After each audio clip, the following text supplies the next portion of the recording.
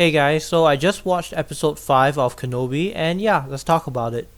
First of all, I love seeing the flashbacks on Coruscant with Anakin and Obi-Wan having their training duel or whatever.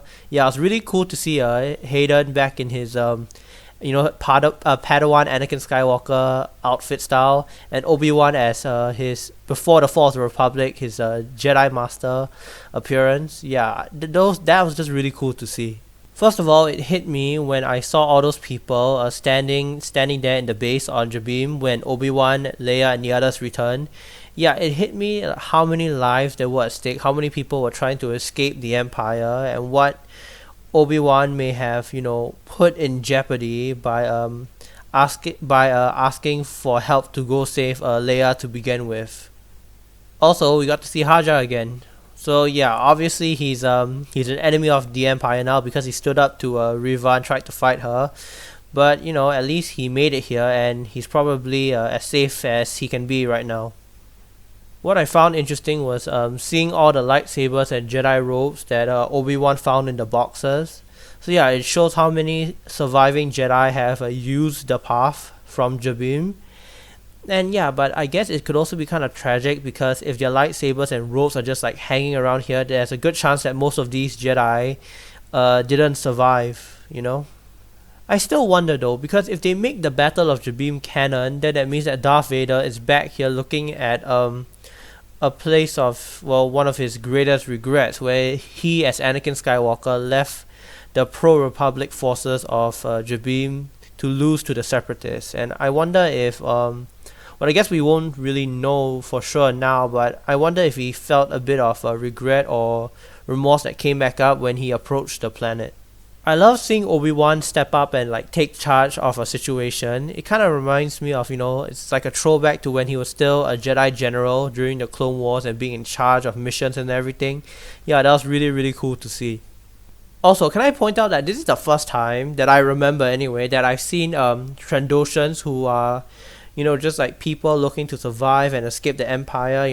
There's this family of them with a kid, and this is the first time I've seen Trandoshans without them being sly and evil or shady, one of the shady leaders of Mos Espa or a bounty hunter or a Jedi hunter or stuff like that.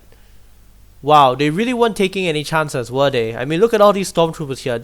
I feel like in terms of live action, this is the first time in a while that I've seen such a large group of stormtroopers all in one spot. So yeah, we did get to learn about Riva's origin. I pretty much figured out from the beginning. She was a youngling during Order 66. But that being said, I'm still not entirely convinced that I want to watch a whole spin-off series of her. It's yes, I do feel some sympathy, a bit of sympathy for her now, but not in any deep way that really makes me care or be invested in her character, because I mean she's still someone who's who's always yelling and angry and disobeying her superiors and swinging her lightsaber, even when the Grand Inquisitor told her not to and all that stuff. And she was also threatening and torturing. She was about to torture Princess Leia. She was already using the Force to probe her mind. That stuff isn't any more justifiable than Darth Vader slaughtering millions and millions of people across the galaxy, if you know what I mean. This episode also had one of the most intense fight scenes I've seen in Star Wars in a long time because of how close they were, how close both sides were to each other. It was close quarters combat, and there were so many of them. It wasn't just a handful on each side. There was a whole army of stormtroopers and a whole group of resistance fighters with Obi-Wan and the others. Well, rest in peace Tala and Ned B. I really like their characters, but I had a feeling that they probably weren't going to make it when they were still at the front lines of defense as the Empire was closing in on them. And at the very least, they went out, buying the rest of the people on Jabim, the escapees. They gave them enough time. They helped give them enough time to, open the gate and flee the planet. And when Darth Vader finally caught up, he thought he was slick, using the full power of the dark side to hold on to the ship and bring it down. Except it was a decoy, and the survivors and Obi-Wan are safely on board another ship as they escape.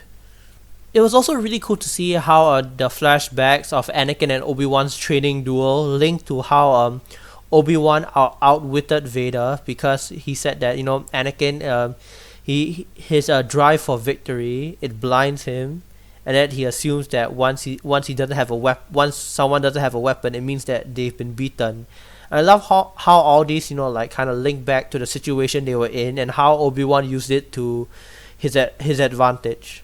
Well, we already knew that Reva was not going to succeed in killing Darth Vader, but I'm pretty sure that you should, if you're trying to kill someone like discreetly, you shouldn't like scream right before you swing, you know?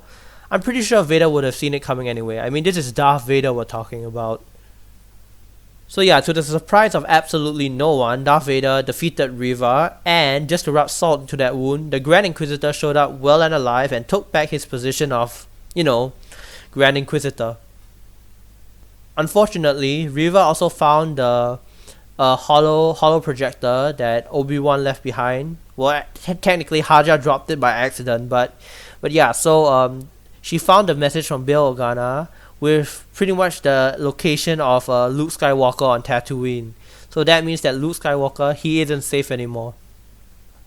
But yeah, this was the best episode of Obi-Wan Kenobi so far. It was the emotion was great. You know, the action scenes were really tense. It got me all like nervous and excited about them. I love the throwbacks to Padawan Anakin and Jedi Master Obi-Wan, you know, back on Coruscant. We got a couple of emotional sacrifices from Ned B and Tala. But yeah, my only problem with this whole thing is in the end, I figured out like what Reva's like backstory would be from the beginning, but the truth is I still don't really care for her, you know. I'm really not gonna miss her once this is over. So yeah, I feel like they could have handled Reva's story arc a little bit better to make us, you know, care more about her as a character. But oh well. Anyway, thank you guys so much for watching. If there's anything else you want me to react to, leave in the comment box below. I will see you guys next time.